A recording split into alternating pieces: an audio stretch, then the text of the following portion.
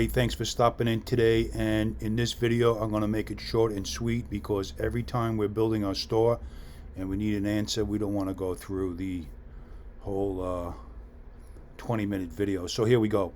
If you have a Shopify store and on the bottom it says themes, if it's a premium or paid theme, it'll show who you bought it from with the link.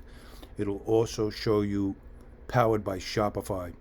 So we want to make this short. What we do is we go into log into our Shopify store, online store.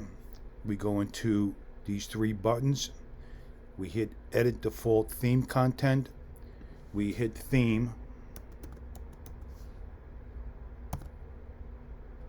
And right here, theme. We get rid of this link. And what I'm going to do is put my own copyright in. Copy it. Put it in here again. Themes, hit the three dots, hit theme, credits, theme, hit save. Hee-haw. 2 minutes. Refresh your page, and there you go. Hopefully this video helps you out. I appreciate you stopping in. Again, my name is Ray from Empire Digital. You guys have a great day. Cut.